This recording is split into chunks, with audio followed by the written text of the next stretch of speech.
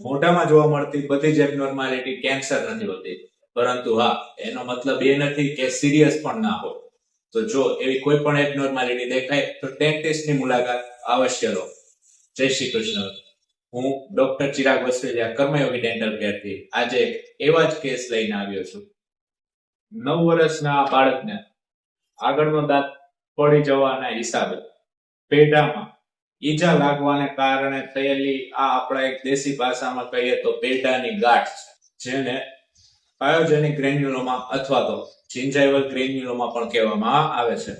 આ એક જાતનું બ્લડ વેસલ્સનો ઓવરગ્રોથ અથવા તો આપણે ફાઇબ્રોટિક ઓવરગ્રોથ પણ કહી શકીએ.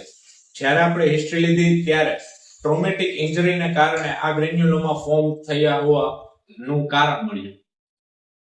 હલતો દાંત વારંવાર પેઢામાં લાગતો હોવાને કારણે જ આ ગ્રેન્યુલોમાનું ફોર્મેશન થયેલું છે. જમવાની અંદર કડક વસ્તુ આવી જવાને લીધે દાંત તો પડી ગયો જે હલતો હતો, પરંતુ આ જે ગ્રેન્યુલોમા ફોર્મ થયેલું છે એ ત્યાં ને ત્યાં જ રહી ગયું.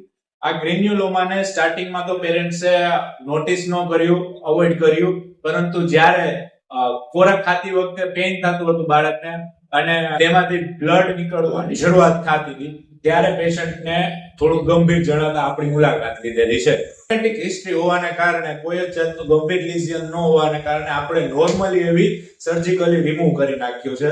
કોઈ પણ જાતના ટાંકા પણ લેવાની જરૂરિયાત થઈ નથી. લોકલ એનેસ્થેસિયાની અંદર આખી પ્રોસિજર પરફોર્મ કરેલી છે. આ જ પ્રોસિજર આપણે ઇલેક્ટ્રોડ કોટરીની અંદર પણ કરી શકીએ છીએ અથવા તો લેઝર વડે પણ કરી શકીએ છીએ. કોટરી અને લેઝરની મદદથી કરીએ એનો એક બેનિફિટ વધારે આપણને એ મળી શકે છે કે તેમાં બ્લીડિંગ થવાની શક્યતા ઘટી જાય છે. સર્જિકલ પ્રોસિજર કરીએ ત્યારે થોડું ઘણું બ્લીડિંગ થવાની શક્યતા રહે છે.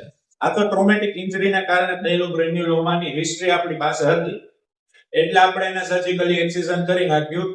પરંતુ જો હિસ્ટ્રીની અંદર આપણે કોઈ મોટી ઉંમરની વ્યક્તિ હોય જે વ્યસન કરતી હોય, પાન, માવો, તમાકુ, બીડી, સિગરેટ એવી કોઈ પણ જાતનું વ્યસન કરતું હોય, તો આપણે આ ગ્રેન્યુલોમાની બાયોપ્સી પહેલા તપાસ કરવી પડી શકે છે, જેમાં કદાચ કેન્સર આવવાની શક્યતા પણ રહેતી હોય છે.